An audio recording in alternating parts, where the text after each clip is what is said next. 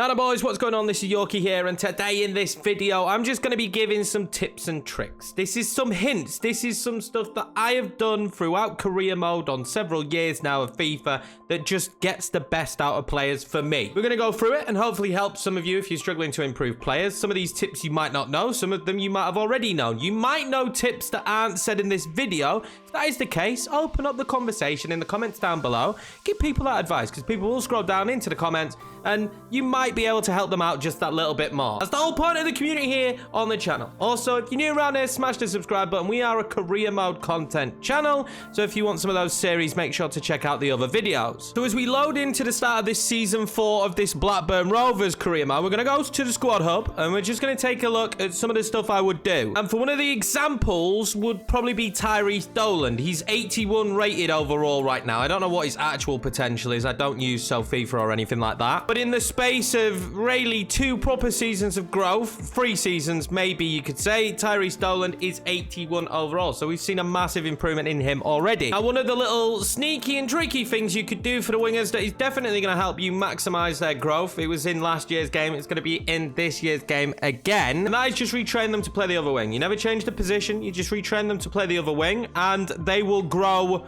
at a much more progressive rate. I have tried it with fullbacks as well. Doesn't seem to have the same impact, but it does maybe has a little bit, but doesn't have the same impact if you're doing this on midfielders, left and right, sorry. And on the wingers, you're going to see much higher growth over a small amount of seasons. Now, when it comes to a player's growth, you're going to have these development plans. I recommend having one of these on every single player if you're trying to maximize the growth of them. And here we have 18-year-old Eskil Rudd, one of the academy boys. Now, I instantly, in my head, highlight where I want to improve the player for my play style. That's why Eskil is being trained to be better as a shadow striker, because I want his shooting to improve, because in my system I need the cam to be able to get goals. This might not be the case for you. You might just want to make him a worldy passer, so you would go advanced playmaker. You could go with Dynamo, make him a lot quicker. This is something we probably will do after I improve his shooting. And then you have attacking midfielder as well. Also notice in the top hand right, this is going to improve the skill moves, the weak foot, the work rates, all of that. So that is something that you might want to work on first.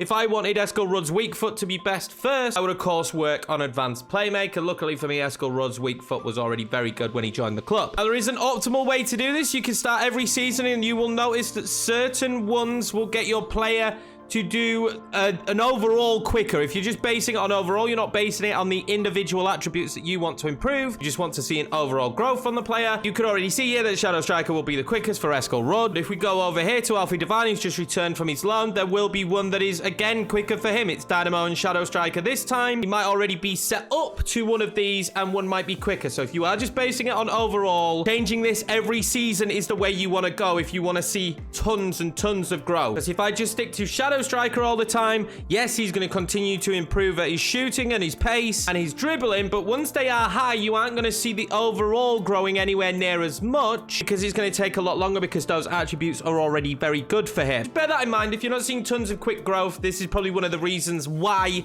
if you're already retraining your player in an attribute set that he's already very good at. I would also use this as well with older players. If you want to stop them from going down in overall, this is something that's very good to do. But one thing you need to know, these things here down in the bottom right next to my head, contract, playtime, team performance, and player performance will all enhance how your player grows. I don't think contract actually matters anywhere near as much, but the playtime, team performance, performance, happiness, all that stuff is pretty important, I find, for growth.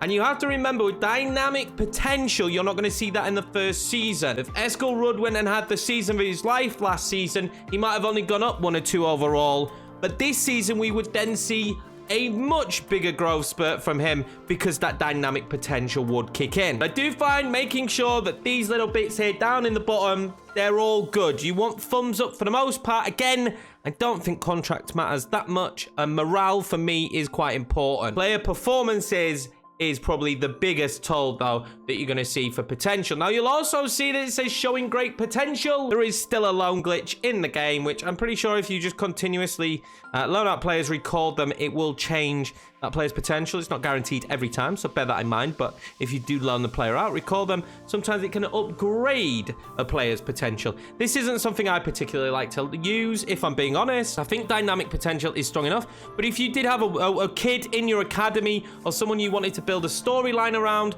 of him going going from a nobody to a somebody. Changing his potential might be the way to do it. Of course, if you're on PC, you have mods. This is the easiest and best way to achieve this, but if you're not, you're on console like myself, the lone glitch can kind of help with creating some storylines. Also, when it comes to development plans, a clever thing to do is kind of figure out where a player is most comfortable and what position. Of course, you want them to fit your formation, but if there is a position they can play and be better in developing quicker, then I would swap them to that position. When it comes to players losing potential tags, I genuinely don't know what is the cause of that. Jensdal last season had showing great potential. This season has lost that.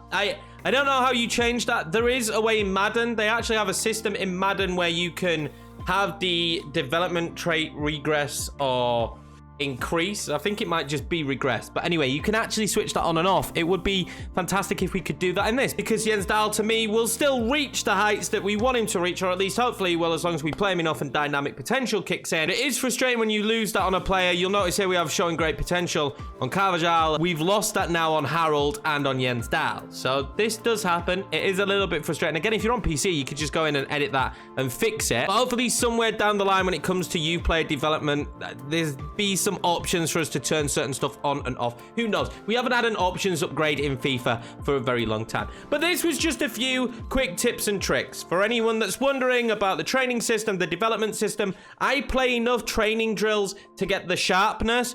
Sharpness probably does have an impact on players progressing. So again, the more boxes you can tick for a player's progression, the better. But generally, just doing the training and then playing well will get you the achieved goals you want. Or at least it has done for me in the past. That's going to be it for this video. I don't want to keep it too long. I want it to be short and snappy. At least that's what I'm thinking in my head. I don't want to ramble on for too long. Appreciate you all. I hope the video did help you. Again, if you've got more tips, leave them down below in the comments for people to see. I've been Yorkie, and I will catch you for the next career mode video.